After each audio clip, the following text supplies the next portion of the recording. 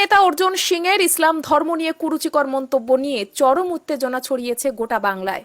ইসলাম ধর্মে রেপ করাটা কোনো খারাপ কাজ নয়। ইসলাম ধর্মে মূর্তি পূজাটা খারাপ। আল্লাহ নাকি বলেছেন রেপ করা কোনো খারাপ জিনিস নয়। ইসলাম ধর্ম ও মুসলিম সম্প্রদায়কে অপমানজনক ভাষায় আক্রমণ করার অভিযোগ উঠেছে তার বিরুদ্ধে। এই ঘটনার তীব্র প্রতিবাদে সরব হয়েছেন ভাঙড় ইমাম সংগঠন। সংগঠনের পক্ষ থেকে ভাঙড় থানায় অর্জুন সিং এর বিরুদ্ধে লিখিত এফআইআর দায়ের করা হয়েছে। ইমাম সংগঠনের অভিযোগ, একজন জননেতা হয়ে ধর্ম নিয়ে এমন কুরুচিকর মন্তব্য মেনে নেওয়া যায় না। তারা দাবি জানিয়েছে অবিলম্বে তার বিরুদ্ধে কঠোর ব্যবস্থা গ্রহণ করা হোক। আপনারা জানেন যে গত কয়েকদিন আগে বিজেপি নেতা অর্জুন সিং ইসলাম ধর্ম সম্পর্কে কুরুচিকর মন্তব্য করেছেন এবং ইসলাম ধর্মে জেনার সম্পর্কে তিনি বাজে মন্তব্য করেছেন যে কোরআনে জেনা করলে কোনো পাপ ঘোষিত নেই, এই বলে ইসলাম ধর্মকে কুলুষিত করার জন্যে বাজে মন্তব্য বাজে ক্রিয়েট করেছেন। তারই প্রতিবাদে আমরা বিভিন্ন থানায় অর্জুন সিংয়ের বিরুদ্ধে এফআইআর করছি। তাই আজকের Kolkata police deputy commissioner of police ভাঙড় ডিভিশনে আমরা এসেছি।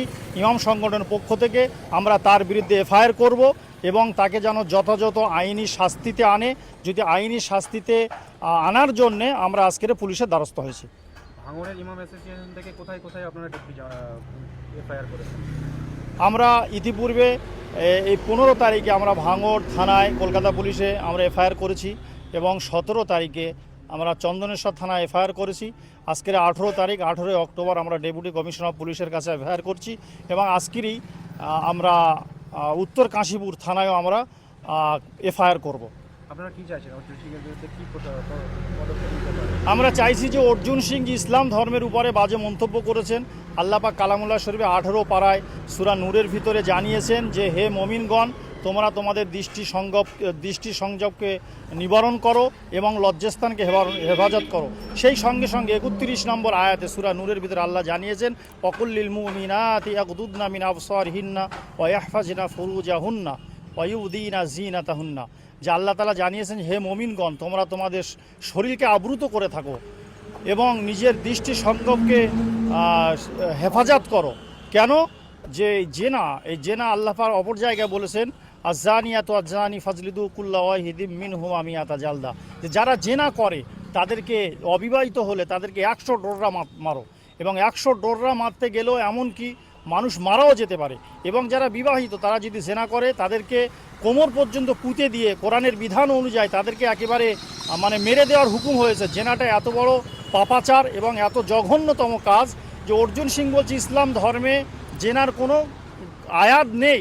তাই যদি হয় আমরা বলতে চাই যদি না থাকে তাহলে অর্জুন সিংয়ের মা তার বোনকে কেউ যদি রেপ করে তাহলে এটাকে একেবারে কী চোখে দেখা হবে। অতএব আমরা বলবো যে অর্জুন সিং সে ইসলামের দুশ্মন না, সে মানবতার দুশ্মন। হিন্দু মুসলমান আমরা এই একত্রিত মিলেমিশে আছি আমাদের ভিতরে ফাটল ঢোকানোর জন্যে।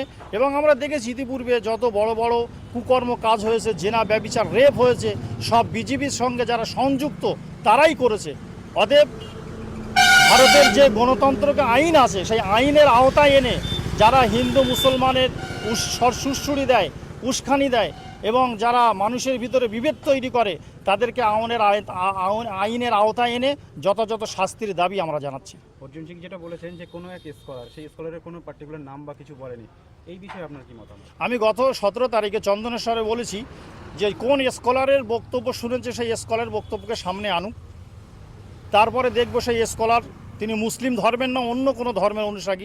আমার মনে হয় বিজেপির কোনো নেতা যিনি স্কলারের নাম বলছে তানার ধর্মের এবং তানার পার্টির কোনো চেলাচামচা হবে, তার কথাকে আসলে তিনি স্কলার বলছেন। আমার তো মনে হয়, জানি না, এটা হয়তো এমন হতে পারে যে কোনো স্কলার নয়, নিজের কথাটাকে বানোয়াটি কথা করে বলছে। অতএব তার এই কথার বিরুদ্ধে আইনত ব্যবস্থা নেওয়ার জন্য আমার অনুরোধ।